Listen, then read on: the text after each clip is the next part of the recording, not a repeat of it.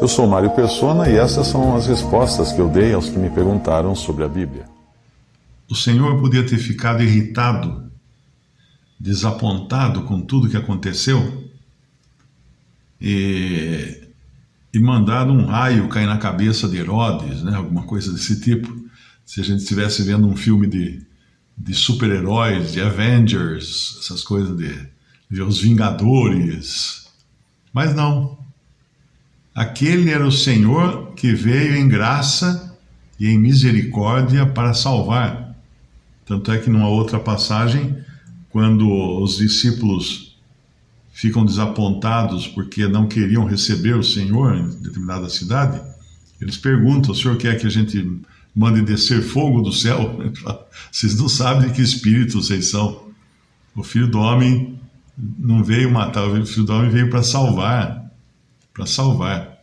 E é significativo, nós vemos que enquanto um homem, um rei, com todo o seu poder, com toda a sua pompa, com toda a sua circunstância, ele só é capaz de matar, de decapitar para calar a boca daquele profeta.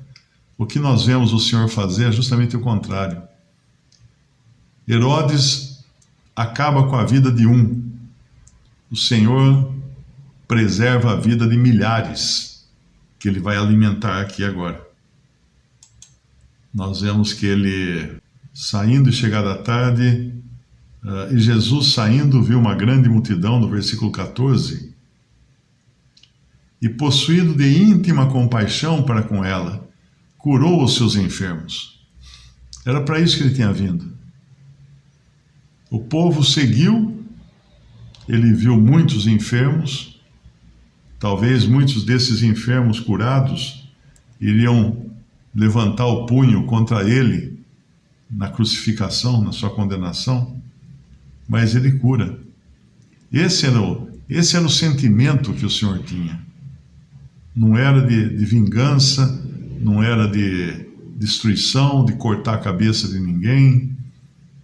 E quando chegada a tarde, no versículo 15, os seus discípulos aproximaram-se dele, dizendo: o lugar é deserto e a hora é já avançada. Despede a multidão para que vão pelas aldeias e comprem comida para si. Porém o Senhor lhes disse: não é mister que vão, dai-lhes vós de comer. Aqui pegou todos eles de surpresa, né? Dai-lhes vós de comer. Na equação deles, eles não incluíam o Senhor. Eles simplesmente tentaram resolver com o que seria o normal. Manda embora todo mundo, né? E os que iam embora depois talvez não voltassem para escutar mais a palavra do Senhor. Mas o Senhor fala para eles darem de comer. E no versículo 17, então lhe disseram: não temos aqui senão 5 pães e 2 peixes. E ele disse: trazei-mos aqui. O pouco na mão do Senhor é muito. O muito sem o Senhor é pouco.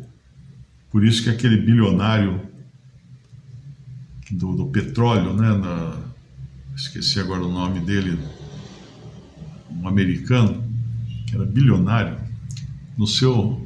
uma vez numa entrevista, uma repórter perguntou para ele quanto dinheiro era suficiente. Ele falou: mais um pouco. Porque nunca era suficiente. Nunca o dinheiro era suficiente para ele. E aqui nós vemos que o Senhor, tendo muito pouco nas mãos, 5 pães e 2 peixes, ele vai alimentar uma multidão de 5.000 homens. Multiplica por 3, no mínimo, né? Porque considerando que uma família de 3 pessoas é a primeira família mais básica que tem, então aí nós temos 15.000 pessoas. Se você fizer uma busca no site de inteligência artificial, uma vez eu fiz no Google, quantos caminhões seriam necessários para alimentar 15.000 pessoas. Acho que dá até para pegar a resposta pelo Google. Mas era uma frota imensa de caminhões. Claro que eles não tinham os caminhões na época, né? Mas para a gente pensar em termos de volume de comida hoje, para alimentar 15 mil pessoas. Isso é aquelas ações de guerra, né? Quando vem lá, chegam os caminhões das Nações Unidas, das entidades de socorro, da Cruz Vermelha, e aquele monte de comida que eles começam a distribuir para os refugiados, para os que fogem da guerra. E aqui era uma situação assim, 15 mil pessoas comendo, porque o Senhor era benigno. Ele não ia deixar essas pessoas irem embora com fome. Ele ia suprir as necessidades delas. E Ele continua suprindo as nossas necessidades. Quando eu penso assim, olhando lá para trás da minha vida, quando eu ficava preocupado, tipo assim, eu estava sem emprego, e agora, como é que vai ser? Né? Aí o Senhor supria. De repente o Senhor supria. Eu nunca esqueço, só para não deixar de falar de Alto Paraíso, uma vez em Alto Paraíso, estava na época da chuva, e na época da chuva a galinha não bota, né? Então nós estávamos loucos para comer um omelete. Deu uma vontade de ovo, assim, parecia que a gente estava grávido, de tanta vontade de comer ovo.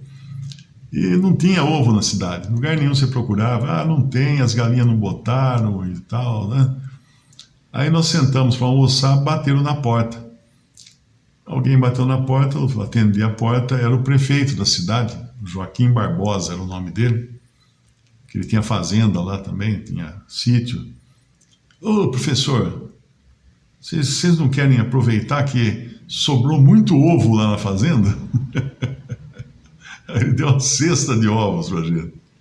Eu fechei a porta, demos graças, né? Nossa, que é isso?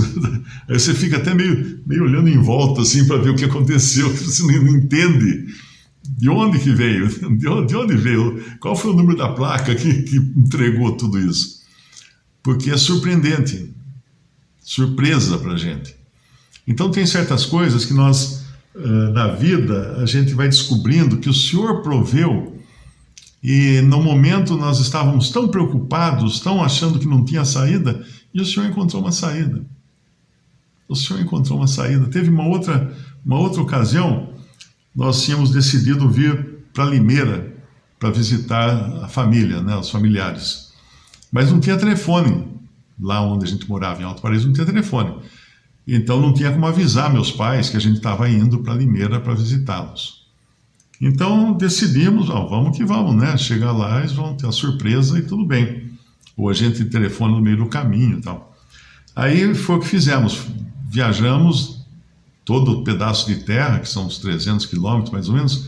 Chegamos em Brasília, eu estacionei minha Kombi ali naquele, acho que é Conjunto Nacional, tem um conjunto de lojas e supermercados.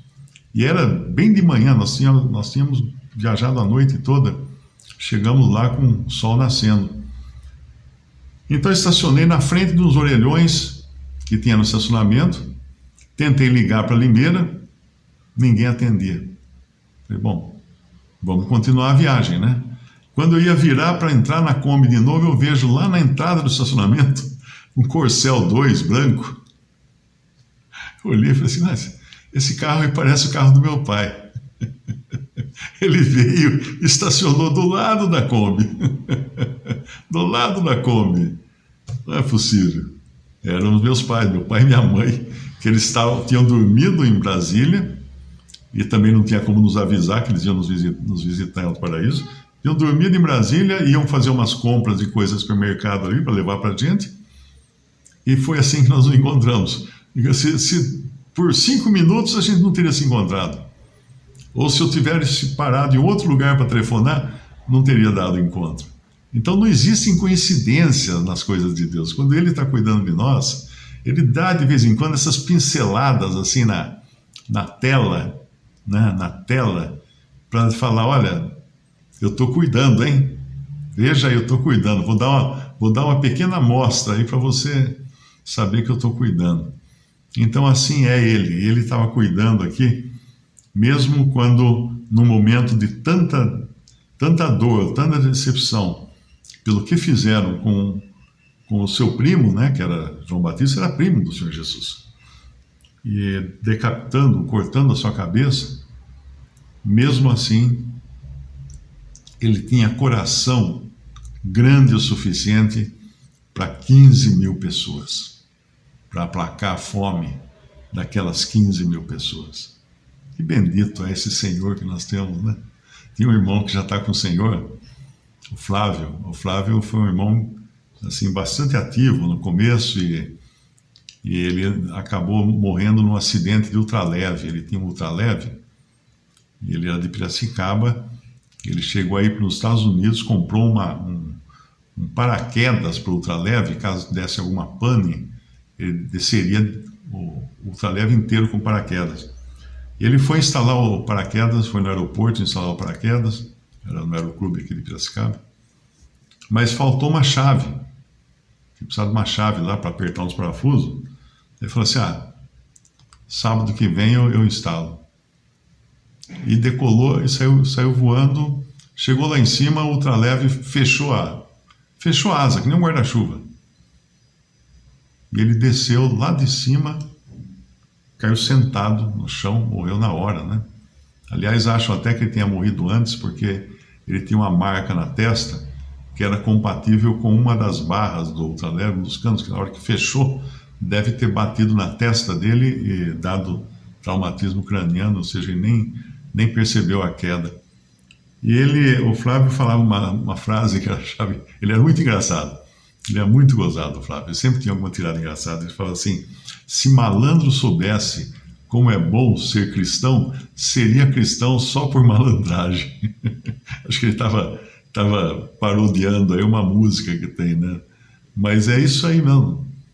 As pessoas não percebem a maravilha que é você viver tendo o Senhor cuidando de você.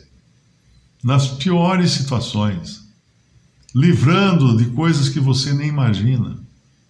Eu uma vez estava andando na frente do Teatro Municipal em São Paulo, de repente meu cabelo levantou assim, como se alguém tivesse soprado o meu cabelo, né? Eu continuei, eu pensei assim, imagina se tem uma bala perdida aí, que lá está cheio de bala perdida, centro de São Paulo. Imagina se é uma bala perdida que passou raspando aqui no meu cabelo. Se eu fosse 1 centímetro mais alto, me furava o crânio, né? Então, quando nós chegarmos na presença do Senhor, talvez a gente assista um filme lá primeiro. Vem ver da onde eu livrei vocês. Vem aqui ver dos problemas, das dificuldades e tal, porque são tantas, né? E ele cuida de nós. E se ele permite que aconteça alguma coisa, é para a bênção, como foi para Jó, né? Jó chegou no fim da vida dele, no fim do livro de Jó, né? E ele não sabia, ele não leu o primeiro e os 2 primeiros capítulos do livro de Jó, ele não leu. Quem escreveu o livro de Jó deve ter sido Moisés. Ele não leu o livro de Jó. Então ele não sabia que aquilo tinha sido uma disputa de Satanás com o Senhor a respeito de Jó. Mas ele chega no final do livro, ele fala assim, eu te conhecia só de ouvir falar, mas agora os meus olhos te veem. Olha que maravilha. O Senhor restaurou tudo na vida dele. Eu não lembro os números agora, mas se ele tinha 1.000 bois, o Senhor deu o dobro, 2.000. Se ele tinha 1.000 ovelhas, o Senhor deu 2.000 ovelhas. Se ele tinha 1.000 camelos, o Senhor deu 2.000 camelos. Mas, curiosamente, os filhos ele não duplicou no final. Ele recebeu o mesmo número de filhos, 10, né? 10 filhos no final que ele tinha no começo. Por que Deus não duplicou o número de filhos? Porque os do começo ele não perdeu. Estavam guardados no Senhor, no céu. Por isso que ele ganha novos filhos, uma nova prole de filhos, mas no cômputo geral ia dar o dobro mesmo, porque ele não perdeu aqueles primeiros que ele teve. Esse é o Senhor que nos guarda, que cuida de nós, que nos salvou, nos tirando de uma lama tão profunda, Ele nos salvou. É digno viver para Ele, viver para servi-lo. Não existe outra coisa melhor. Visite respondi.com.br. Também 3minutos.net. Baixe os e-books ou adquira os livros.